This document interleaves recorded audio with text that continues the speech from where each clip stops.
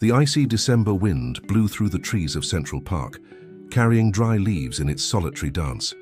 Edward Matthews, at 45 years old, walked distractedly, his steps echoing along the almost deserted path.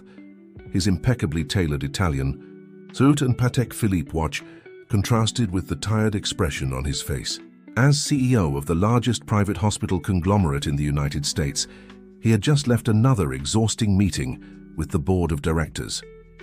His thoughts wandered between numbers, statistics, and the growing sense of emptiness that had haunted him for years.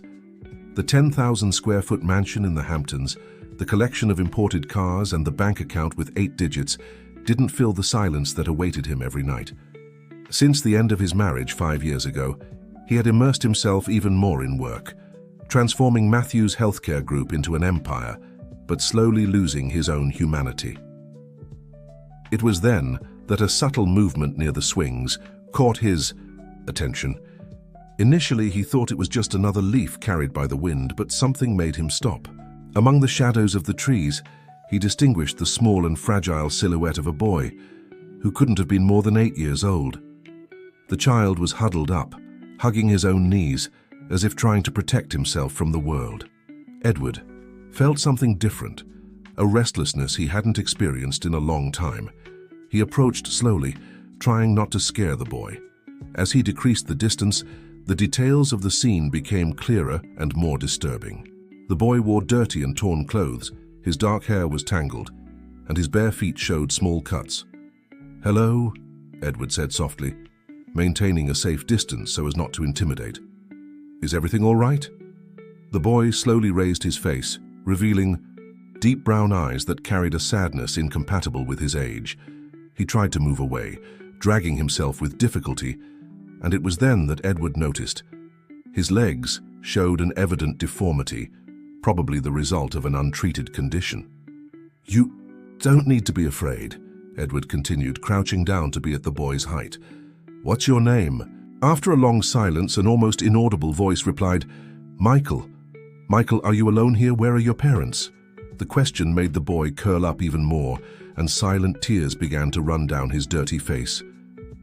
Edward felt his heart tighten, a sensation he hadn't experienced in years.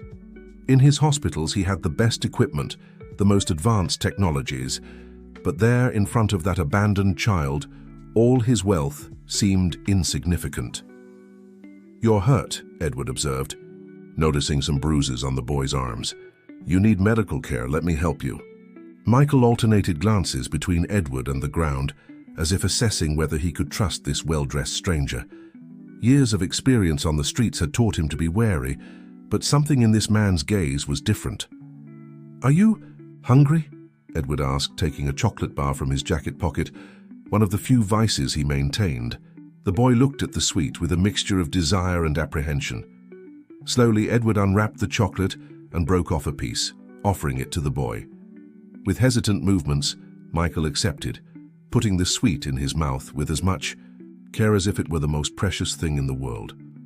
"Michael, I can't leave you here in this state. You need medical attention, proper food, and a safe place to stay. Trust me, I just want to help." The sun was beginning to set, and the temperature was dropping even further. Edward took off his jacket and with gentle gestures covered the boy's shoulders. The fine and expensive fabric now served a much nobler purpose than impressing executives in meetings. "I'm going to take you to the hospital where doctors can properly care for you. Afterward, I promise we'll find a solution, but first we need to treat your injuries and better understand what happened to your legs. Do you allow me?" Michael looked deeply into Edward's eyes, as if searching for something he had already lost hope of finding. After a few moments that seemed like an eternity, he made a small affirmative movement with his head. With all the care in the world, Edward picked Michael up, feeling how light he was for his age. The boy initially tensed at the touch, but gradually relaxed in the arms of this stranger, who, unlike so many others who had passed by there that day, had stopped to notice his existence. St. Luke's Hospital, the main unit of Matthews' healthcare group, had never seemed so imposing to Edward as on that night. As he carried Michael through the white and aseptic corridors, He felt the weight of responsibility increase with each step. The medical team, recognizing the CEO, mobilized immediately, but the looks of astonishment at the unusual scene were inevitable. "I want the best team available," Edward ordered, his voice maintaining its usual calm but with an urgency that his employees rarely witnessed. "Dr. Sarah Carter, is she in the hospital?" "Yes, sir," a nurse promptly replied. "I'll call her immediately." While they waited, Edward remained by Michael's side, who curled up on the emergency room stretcher, clearly uncomfortable with all the movement around him. The boy held firmly to the hem of Edward's jacket, as if that piece of fabric was his only anchor in an unknown and frightening world. Dr. Sarah arrived in minutes, her experienced eyes quickly assessing the situation. At 40 years old, she was one of the country's leading pediatric orthopedists, known for her competence and sensitivity in dealing with children. "Michael," she approached with a gentle smile. "I'm Dr. Sarah, I'm going to examine you, okay? I promise to be very careful." The boy looked at Edward, seeking confirmation, and only after a positive nod from him did he allow the doctor to approach. During the initial examination, Sarah maintained a soft conversation, explaining each procedure before performing it, gradually gaining the trust of the young patient. It was during the change of clothes to the hospital gown that they found the note, a crumpled and dirty piece of paper, folded several times and hidden in the torn lining of the t-shirt. The nurse handed it to Edward, who felt his stomach turn as he read its contents. "We can't take it anymore. A defective child only brings expenses and shame. May someone with more patience take care of him if they want." Edward crumpled the paper forcefully, containing the indignation that grew in his chest. Sarah, who had finished the initial examination, called him for a private conversation, leaving Michael under the care of the nursing team. "The situation is complex, Edward," she began, her professional countenance masking her own disturbance. "Michael has a congenital dysplasia in his lower limbs that, if treated from birth, would have had a much more favorable prognosis. The abandonment of treatment caused secondary deformities that complicate the situation." "But is there treatment?" Edward asked, his mind already calculating all the possibilities. "Yes, but it will be a long process. We'll need a series of corrective surgeries, intensive physiotherapy, and continuous monitoring. Moreover," she paused, choosing her words, "the signs of neglect and abuse are evident. There are old scars, signs of chronic malnutrition, and significant impairment of motor and possibly cognitive development." Edward ran his hands over his face, feeling the weight of that reality. "Do all the necessary exams, Sarah. Cost is not a problem. I want a complete overview of the situation." The following hours were a succession of exams, blood collections, and evaluations. Michael, exhausted, alternated between moments of fear and resignation. Edward didn't leave the hospital, cancelling all his commitments for the next day. Something about that child had awakened a long-dormant feeling in him. During the night, while watching Michael finally sleep, sedated after the most painful procedures, Edward made a call. Julia Thompson, his personal lawyer for more than a decade, answered even at that hour. "Julia, I need you to immediately initiate procedures to locate the boy's biological parents." His voice was low but firm. "And I also want all the information about the process of temporary guardianship in cases of abandonment." "Edward, are you sure? This can become a very complicated situation," the lawyer warned. "I've never been so sure of anything in my life," he replied, observing Michael's restless sleep. "That note, those people don't deserve to be called parents, and while we don't find them, someone needs to protect this child." Through the hospital room window, the first rays of sun began to appear, painting the sky in pink hues. Edward sat in the armchair next to the bed, exhausted but determined. His life, which until then revolved around numbers and results, had found a new purpose. He didn't know exactly how, but he was sure that that encounter in the park would change not only Michael's life, but his own as well. The mansion in the Hamptons had never seemed so alive as on the day Michael arrived. After 2 weeks of hospitalization, during which Edward had practically moved into the hospital, He had finally obtained temporary guardianship of the boy. The house staff had been carefully instructed on how to proceed, and a special room was prepared on the ground floor, adapted to the child's specific needs. "This is your new home, Michael," Edward said softly, pushing the wheelchair through the immense entrance hall. The boy's eyes scanned every detail of the environment, a mixture of fascination and apprehension on his face, still marked by distrust. Martha, the housekeeper who had worked for Edward for 2 decades, approached with a welcoming smile. At 58 years old, she had that maternal manner that immediately conveyed security. "Welcome, dear. I prepared a special snack for you. You must be hungry after the trip from the hospital." Michael shrank, slightly in the chair, but his eyes fixed on the tray Martha was carrying, where a steaming hot chocolate and homemade cookies exuded an irresistible aroma. Edward noticed the boy's interest and smiled, remembering their first contact in the park. "Shall we see your room first?" Edward suggested, receiving a small affirmative nod in response. The room was a dream realized by a team of decorators. The walls in soft shades of blue and green created a tranquil atmosphere, and a large window offered a view of the garden. A special automated bed, an adapted study area, and a bookshelf full of books and toys completed the environment. But what caught Michael's attention the most was the interactive digital panel installed near the bed. "It's a special system," Edward explained, noticing the boy's interest. "You can control the lights, temperature, television, everything from here, and there are also educational games and a virtual library." For the first time since he had met him, Edward saw a genuine spark of curiosity in Michael's eyes. The boy extended a hesitant hand towards the panel, stopping midway as if waiting for permission. "You can touch it," Edward encouraged. "It's yours." With trembling fingers, Michael touched the screen, which instantly lit up with a colorful and intuitive interface. A small smile, almost imperceptible, appeared on his lips. The following days established a new routine in the mansion. In the morning after breakfast, Michael had physiotherapy sessions with Amanda, a professional recommended by Dr. Sarah. The process was painful and often frustrating, but Amanda had a special gift for motivating her patients. "That's it, Michael. A little more," she encouraged, helping him with strengthening exercises. "You're stronger than you think." The afternoons were dedicated to occupational therapy and sessions with Rachel, a child psychologist specialized in trauma cases. At first, Michael remained silent during the sessions, communicating only through gestures and expressions. Rachel, patient, used art therapy techniques and games to establish a bond. "Each drawing you make tells me a story," she would say, observing the dark figures Michael created.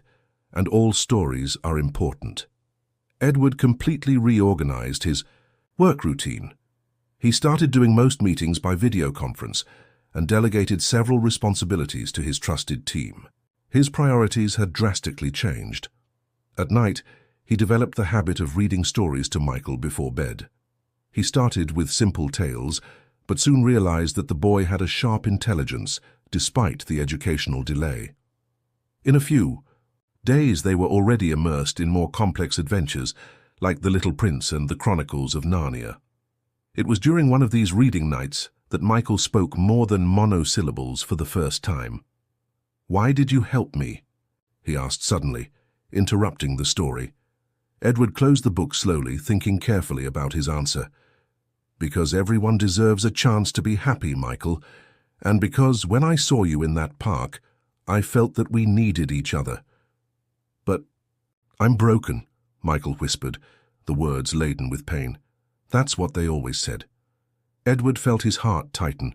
He moved closer to the bed and gently held Michael's small hand between his own. "Listen carefully," he said with gentle firmness. "You're not broken. You're hurt, and hurts can be healed.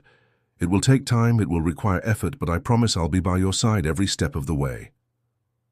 Silent tears ran down Michael's face, but this time they were different from the tears of fear and pain that Edward had witnessed before.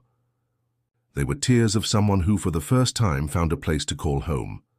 Martha, who was passing by the corridor at that moment, stopped discreetly at the door, observing the scene.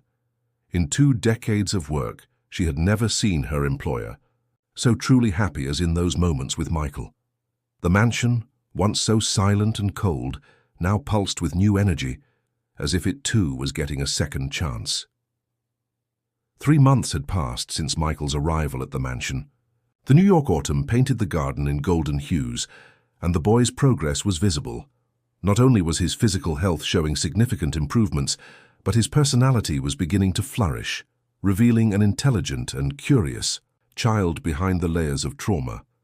Edward was in his office reviewing some documents when Julia Thompson, his lawyer, arrived for an urgent meeting. Her heavy countenance indicated that the news would not be pleasant. "We found Michael's biological parents," Julia announced, depositing a folder on the mahogany desk. "Sandra and Robert Allen. They live in a small town in upstate New York." Edward felt his stomach turn. "And the situation is complicated," Julia continued, adjusting her thin-framed glasses. "They have 2 other children, apparently well cared for. Michael was the youngest. According to medical records we managed to obtain, he was born with the dysplasia, and the parents initially sought treatment through Medicaid, but they abandoned the follow-up when he was about 2 years old."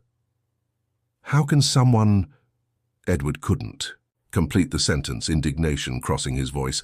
"There's more," Julia hesitated. "They've been notified about Michael's whereabouts, and they've expressed interest in regaining custody." The silence that followed was as heavy as lead. Edward stood up, walking to the window that overlooked the garden, where Michael was having his physiotherapy session with Amanda. The boy was smiling, celebrating some small achievement. "They don't have that right," Edward finally spoke, his voice controlled but laden with emotion. "Not after the abandonment, the note, the years of neglect. Legally, the situation is delicate," Julia explained. "The abandonment was not officially recorded at the time. There's no police report, no formal documentation. The note we found with Michael is strong evidence, but they could claim it was forged." In the garden, Michael managed to take a few steps with the special walker under Amanda's watchful eye. His progress in physiotherapy was slow but steady, each small victory celebrated as a great achievement. "What can we do?" Edward asked, his eyes still fixed on the scene in the garden. "For now, we maintain temporary guardianship," Julia responded. "I'll activate our team to gather all possible documentation, old medical records, witnesses to the abandonment, reports of his progress here. The more evidence we have of past neglect and current well-being, the stronger we'll be in a potential lawsuit." The conversation was interrupted by a soft knock on the door. Martha entered, carrying a tray with coffee. "Excuse me, Mr. Matthews. Michael is asking if he can use the heated pool today. Amanda thinks it would be good for the exercises."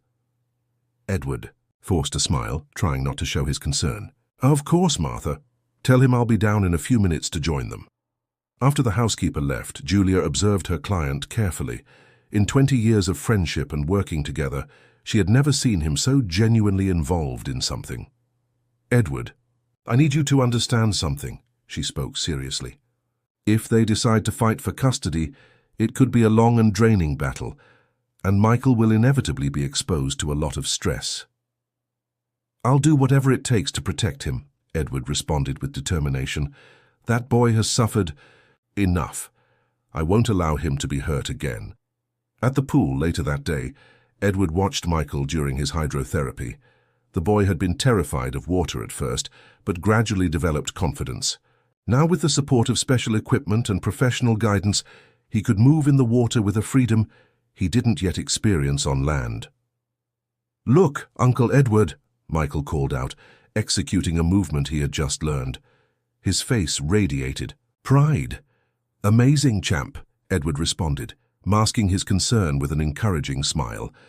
The word uncle still warmed his heart every time he heard it. It was the way Michael had found to show affection after weeks of calling him only sir. That night, during the now traditional reading session before bed, Michael was especially quiet. "Is something bothering you?" Edward asked gently. Michael was silent for a moment, playing with the edge of the blanket. "Do you promise you won't? Send me away." The question hit Edward like a punch to the stomach. Somehow the child had sensed the tension in the air. "Michael, look at me," Edward requested, gently holding the boy's chin so their eyes would meet. "You're my family now, and family means nobody gets left behind or forgotten. Even if they—" "Come back!" Michael's voice was barely a whisper. Edward felt his heart stop for a moment. You remember them?" Michael nodded slightly, his eyes filling with tears. "Sometimes, in nightmares." That night, Edward remained by Michael's bedside long after he fell asleep, his heart torn between his growing love for the child and fear of what the future might bring. One thing was certain: he wouldn't let the past rob Michael of his chance at a happy future. The first hearing was scheduled for a rainy Thursday in July. Edward adjusted his tie in front of the mirror, trying to maintain his composure despite the anxiety consuming him. Outside the room he could hear Maria and Michael's voices as they chatted during breakfast. "Are you sure you'll be back soon?" The boys' voice carried a note of concern that broke Edward's heart. Taking a deep breath, he left the room and went to the dining room. Michael was sitting at the table wearing his new uniform from the special school he had started attending a few weeks ago. The boy's educational progress was surprising, quickly making up for years of delay. "It's just a meeting with the judge," Edward explained, sitting next to him. "I'll be back before your bedtime, I promise. And Maria will take you to school. Then you have your session with Anna Paula, and later Regina comes for therapy." Michael nodded, but his eyes revealed the fear he was trying to hide. Since learning about the hearing, his nightmares had returned in full force. Regina, his therapist, had warned Edward about the need to keep the boy's routine as normal as possible during this turbulent period. At the courthouse, Julia was already waiting for Edward in the waiting room. Her expression was serious. "They're here," she informed in a low voice, "and they brought a lawyer known for taking high-profile cases." Before Edward could respond, the door to the courtroom opened. That's when he saw them for the first time. Sandra and Robert Alves. The couple appeared to be in their 40s, dressed in simple but well-kept clothes.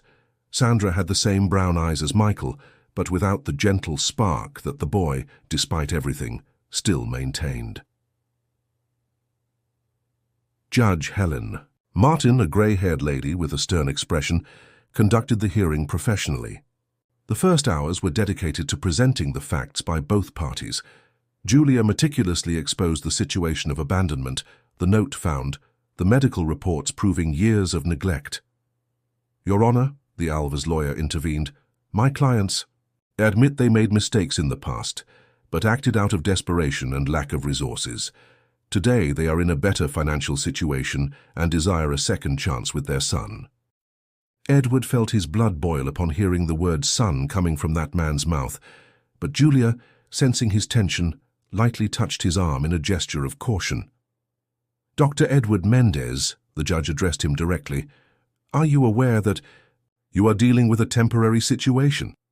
The provisional guardianship does not give you permanent rights over the child." "Your Honor," Edward responded, keeping his voice firm, "in recent months, I have dedicated my life to ensuring that Michael received not only the necessary medical care, but also the love and security that every child deserves. I have detailed reports of his physical and emotional progress, and we are grateful for that," Sandra Alves interrupted, her voice carrying an emotion that didn't seem entirely sincere. "But now we can take care of our son. We have the right to that." The hearing stretched on for hours. In the end, the judge determined a 30-day evaluation period, during which social workers would make visits to both Edward's mansion and the Alves' home. Michael would remain under Edward's provisional guardianship during this period. "It was better than we expected," Julia commented as they left the courthouse. "Judge Martin is known for being thorough in her assessments. If there's any inconsistency in the Alves' story, she'll uncover it." Edward barely listened. His thoughts were on Michael, imagining how he would explain the situation to him. His cell phone vibrated in his pocket, a message from Maria. Michael had an anxiety attack during therapy. Regina managed to calm him down, but he's asking for you. On the way back home, Edward received another call, this time from his private investigators. The information was disturbing. The Alves had recently received a considerable amount of money from an unknown source, and there were records of previous extortion attempts in similar cases. The mansion was quiet when Edward arrived. He found Michael in his room, curled up in the reading chair, hugging the teddy bear he had received on his first day there. "Hey, champ," Edward said softly, approaching. "I heard you had a tough day." Michael raised his eyes, red from crying. "They're going to take me away, aren't they?" Edward sat down next to him, pulling him into a protective embrace. "No, Michael, I won't let that happen. I promise I'll fight for you with all my strength." "I'm scared," Michael whispered against his chest. "I don't want to go back there." "Michael, look at me," Edward gently requested. "Remember when you arrived here and couldn't trust anyone? But you were strong, faced your fears, and look how much you've achieved. Now I need you to be strong once more. We'll get through this together as a family." That night, Edward couldn't sleep. The judge's words echoed in his mind, mixed with the new information about the Alves. His instinct told him there was something very wrong with this story, and he was determined to uncover what it was. He wouldn't allow Michael to be used as a pawn in some sordid game. Julia Santos's office was buzzing with activity that Monday morning. On her desk, a pile of newly arrived documents revealed a disturbing pattern about the Alves' past. Edward, seated across from her, could barely contain his indignation as he read the reports. 3 previous cases, Julia explained, separating the folders. In all of them, the same modus operandi, approaching wealthy families who had taken in vulnerable children, followed by attempts at financial agreements. "They've turned this into a business," Edward concluded, his voice trembling with contained anger. "They abandon a needy child, wait for someone wealthy to take them in, and then try to profit from it." "The problem is proving it," Julia pondered. "They were careful. In the other cases, the agreements were made under the table, leaving no official traces. The previous families preferred to pay to avoid draining processes." Edward stood up, walking to the window of the 20th floor. Below, São Paulo pulsed in its usual frantic rhythm, oblivious to the drama unfolding. "I won't pay," he declared firmly. "I won't turn Michael into a commodity." "They've already made the first approach," Julia informed, taking an envelope from her drawer. "An informal proposal, $5 million for them to give up custody and disappear from his life." $5 million, Edward repeated, incredulous. "They really think they can put a price on a child's well-being?" Edward's phone vibrated. A message from Maria. "Michael is having a great day at school. He made a new friend in music class." That simple message reminded him of what really mattered. In recent days, following Regina's guidance, everyone had been striving to keep Michael's routine as normal as possible, shielding him from the legal turbulence. "I need you to find these other families," Edward turned to Julia. "Someone must be willing to testify." "We're already working on that," she nodded. "But there's something else you need to know. The Alves have hired a PR firm. They're preparing a narrative for the media." As if to confirm her words, Edward's cell phone began to ring insistently. They were journalists seeking his version of the story that was beginning to circulate, that of the millionaire businessman who had manipulated the system to take a child from a humble family from the countryside. "They won't stop," Julia warned. "They'll try to pressure from all sides. We need to prepare for—" She was interrupted by another call, this time from Michael's school. Edward answered immediately, his heart racing as he recognized the principal's voice. "Dr. Edward, we had a situation here. A couple tried to enter the school claiming to be Michael's biological parents. Our security stopped them, but Michael saw everything from the music room window. He's very shaken." Edward was already grabbing his keys before the principal finished speaking. "I'm on my way. Please don't let anyone approach him except Maria." In the car on the way to the school, Edward tried to control his fury. The Alves had crossed a dangerous line by directly involving Michael in their manipulations. Regina had been clear about the risks of exposing the boy to more psychological trauma. He found Michael in the school infirmary, curled up in a chair with Maria by his side. His eyes were red, and his hands trembled slightly. "They came to get me," he whispered. As soon as he saw Edward, his voice choked with fear. just like in the nightmare. Edward knelt in front of him, gently holding his hands. "No one is going to take you, Michael, I promise, you're safe." "But they shouted that they're my real parents," Michael sobbed, "that you're just buying me with gifts and doctors." The cruelty of those words, clearly chosen to manipulate the feelings of an already traumatized child, made Edward's blood boil. But he kept his voice calm and firm. "Michael, family isn't just who gave you life. Family is who protects you, who loves you, who stands by your side in good times and bad. And we are a family now, no matter what they say." That night, after finally managing to calm Michael and put him to bed, Edward gathered his security team. New cameras were installed, security protocols reinforced, and the school received an updated list of people authorized to have contact with the boy. In his office, long after midnight, Edward was making notes on his laptop when he received an anonymous message. "Everyone has a price, Dr. Mendez. The longer you take to accept that, the harder things will get." He looked at the photo on his desk taken at Michael's last birthday, the first one the boy truly celebrated, with cake, presents, and friends from school. The genuine smile on the child's face was all the answer he needed. "No," he muttered to himself, "not everyone has a price." The small Cafe Inn. Downtown San Francisco was almost empty on that rainy afternoon. Edward observed through the foggy window, anxiously awaiting his next meeting. Julia had managed to contact Marianne Turner, a retired social worker who had worked on Michael's case years ago when he still lived with the Alves. The white-haired lady with a gentle expression who entered the cafe didn't seem like someone carrying explosive information, but her first words after initial greetings proved otherwise. "I've carried this guilt for years," Marianne began, her elderly hands trembling slightly as she held her teacup. "I knew something was wrong, but I couldn't gather enough evidence at the time." "What kind of suspicions did you have?" Edward asked, leaning slightly over the table. "The Alves had a pattern," she explained.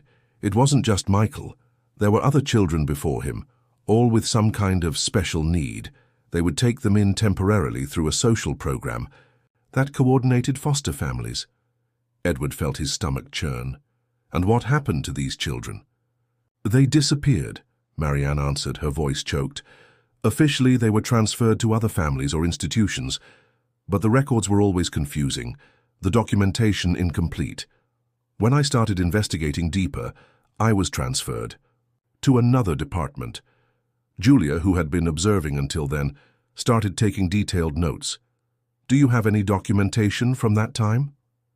"Better than that," Marianne responded, taking out a USB drive from her purse. "I have digitized copies of all the reports I made, including photos and testimonies that never made it into the official records. I kept everything stored, waiting for the right moment to use it." Meanwhile, at the mansion, Michael was having an especially difficult session with Regina.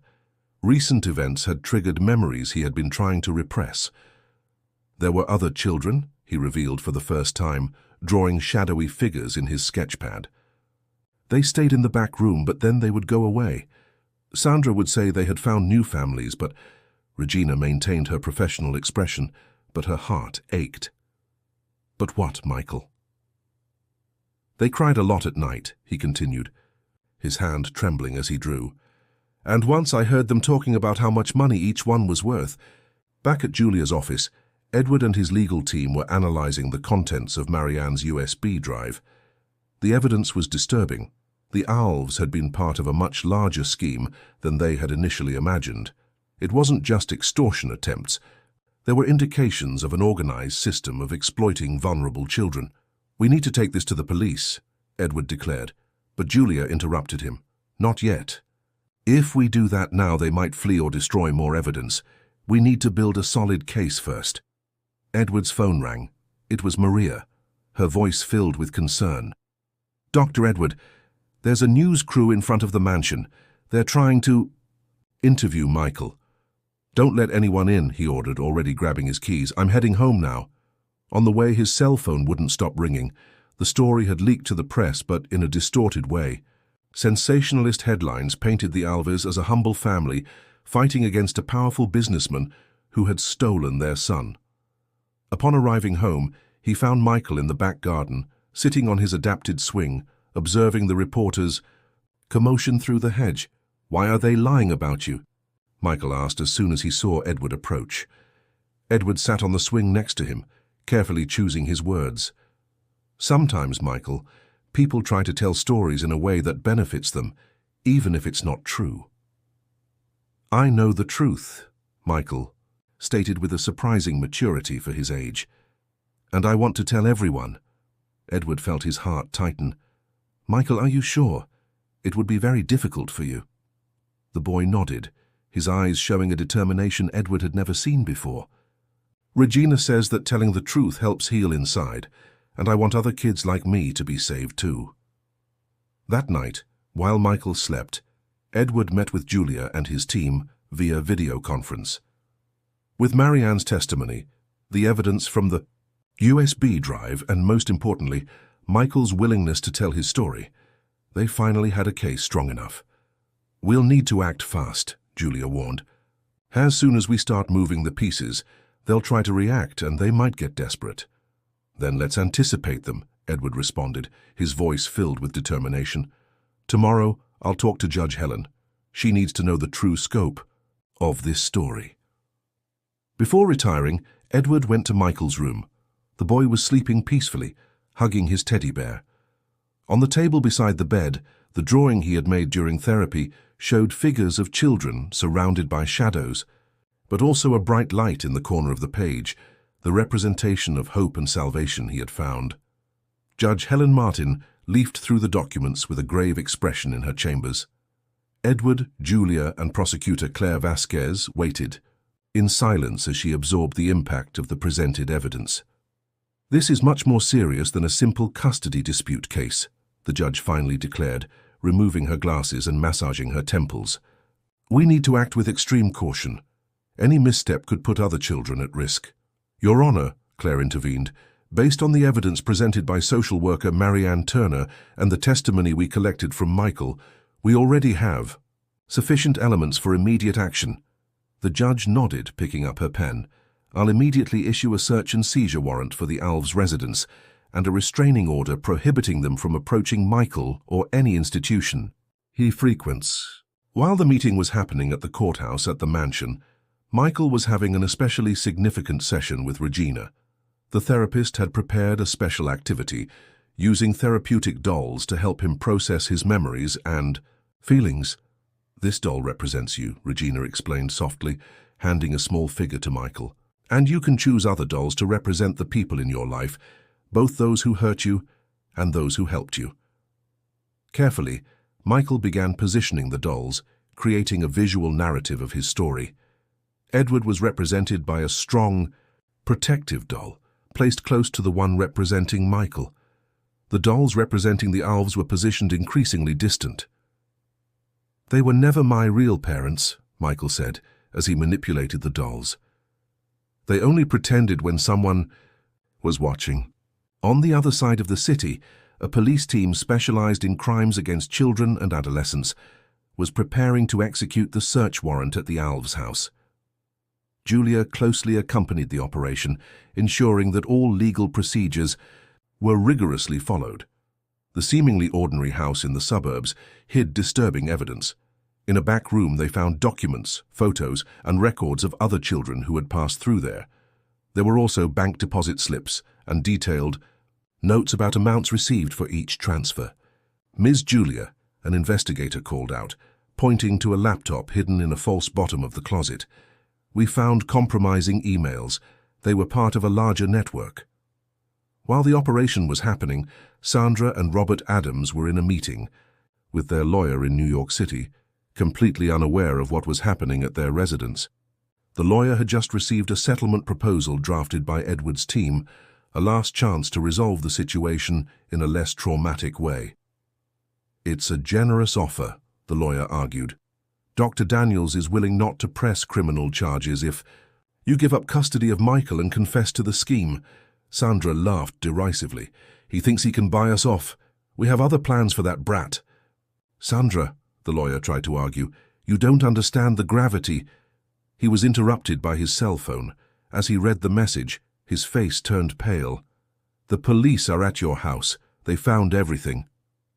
The chaos that followed was swift. Sandra and Robert tried to flee the office, but were surprised by police officers already waiting outside. The operation had been meticulously planned to happen simultaneously at various points. Back at the mansion, Edward was receiving real-time updates.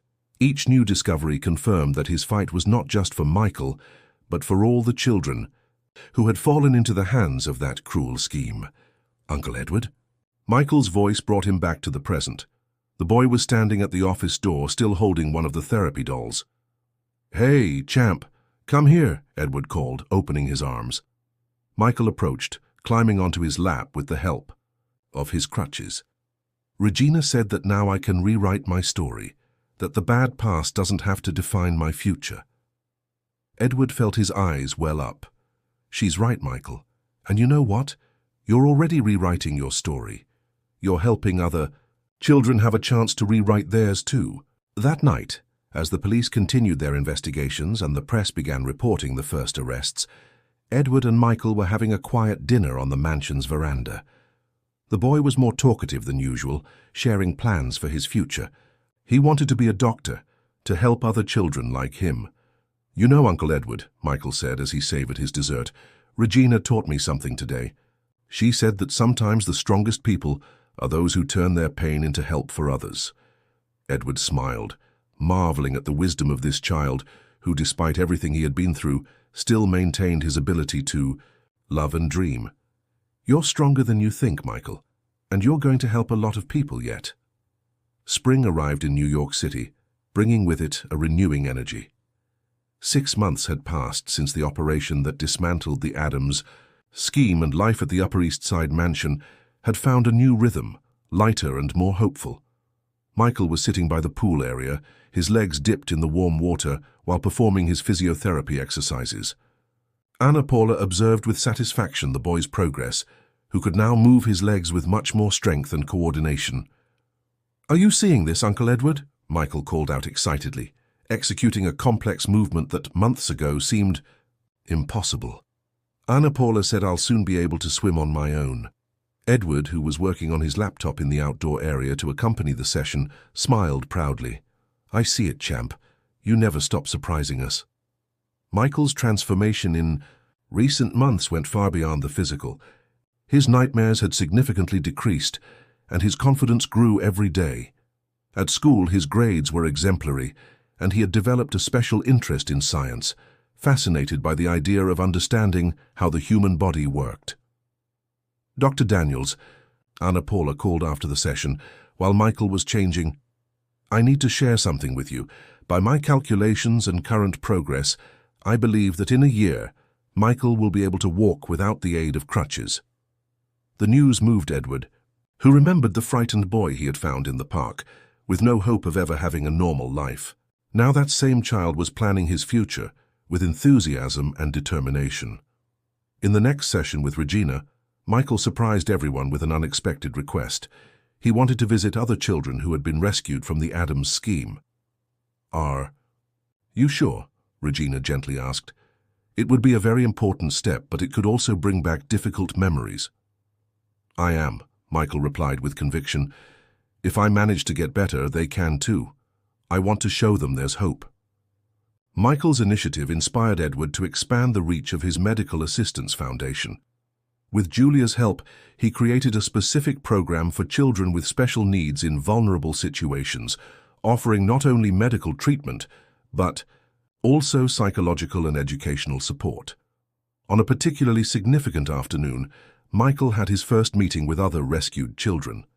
The event took place in the mansion's garden, transformed into a welcoming space with adapted toys and therapeutic activities. "You'll see," Michael was saying to a small group of children, showing them his physiotherapy exercises.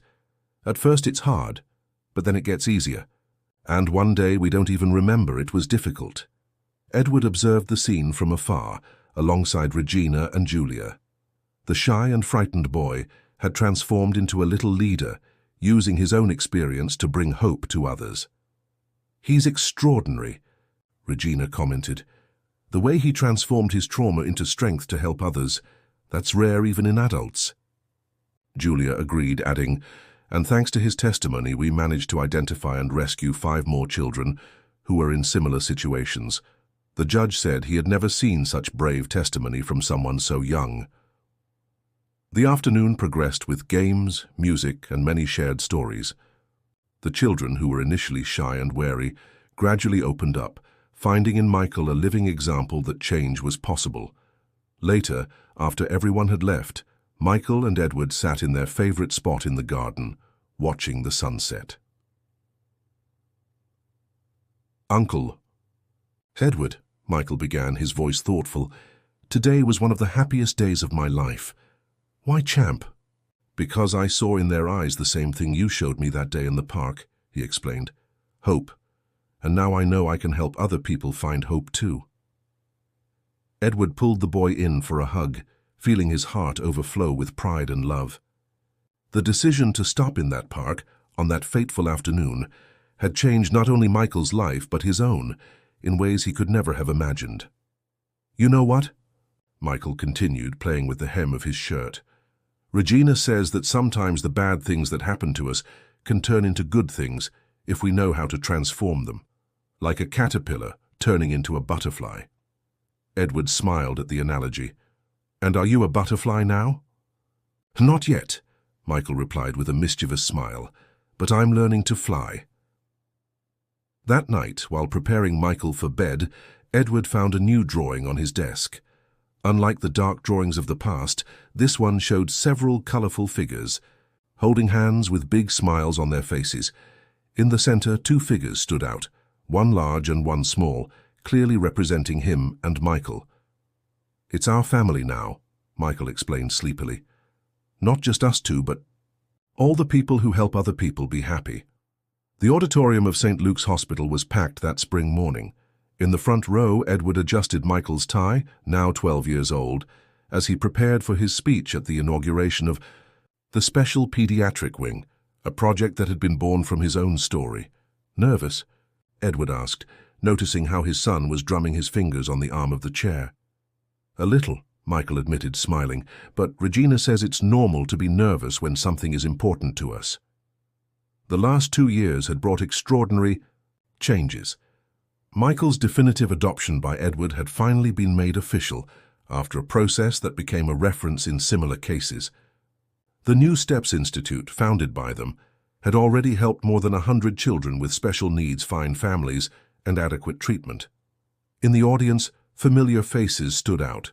Julia, who continued to be not just a lawyer, but a close family friend. Regina, who had accompanied all of Michael's transformation and now coordinated the Institute's team of psychologists.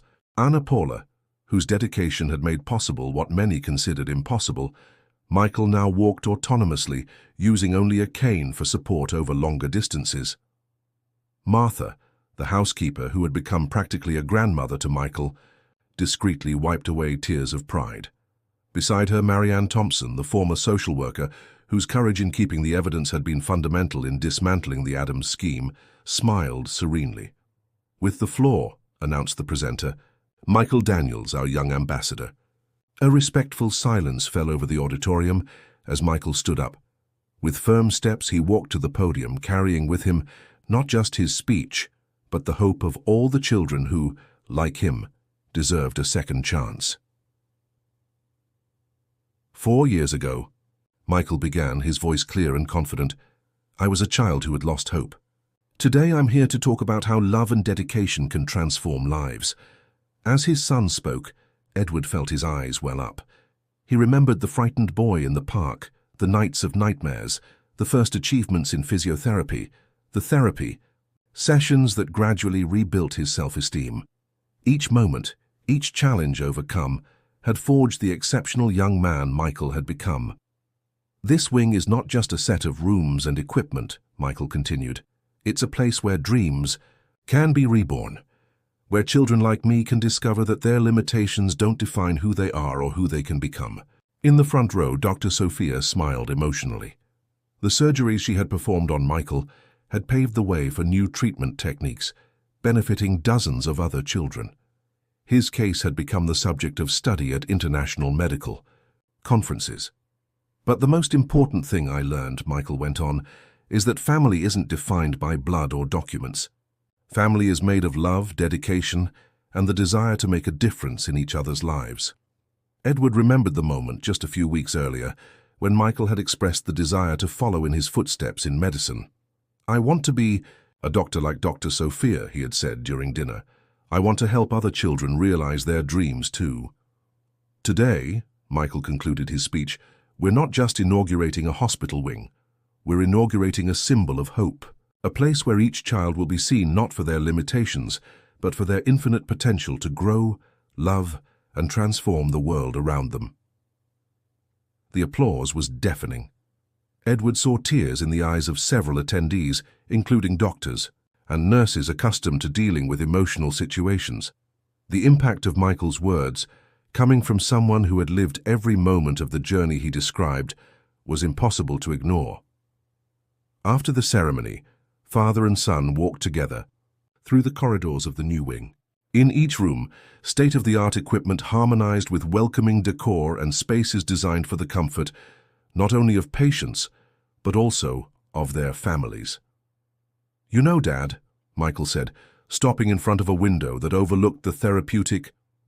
Sometimes I think about that day in the park, how a single decision of yours changed everything." Edward smiled, hugging his son's shoulders. "Actually, Michael, you changed my life as much as I changed yours. You taught me the true meaning of family, of overcoming, of unconditional love." In the garden, several children were playing under the supervision of specialized therapists, some in wheelchairs, others with different types of support, but all with smiles on their faces and hope in their eyes. "I think I understand now," Michael reflected, observing the scene. "Sometimes we need to go through difficult things to be able to help others who are going through the same. And you've been doing that in an extraordinary way," Edward responded with pride. At that moment, a little girl with braces on her legs approached Michael shyly. "Is it true that you couldn't walk before too?" she asked. Michael knelt down to be at her height. "Yes, it's true. And you know what? If I could do it, you can too. Want me to tell you a secret about how I did it?" As he watched Michael sharing his story with the girl, Edward felt a deep gratitude. The universe had conspired to put that special boy in his path, transforming not just two lives, but creating a wave of change that would continue to benefit countless others. The afternoon sun streamed through the colored stained glass, painting the corridor with a kaleidoscope of colors. It was a new dawn, not just for Michael and Edward, but for all the children who, thanks to the love and dedication of people who cared, would have the chance to rewrite their own stories.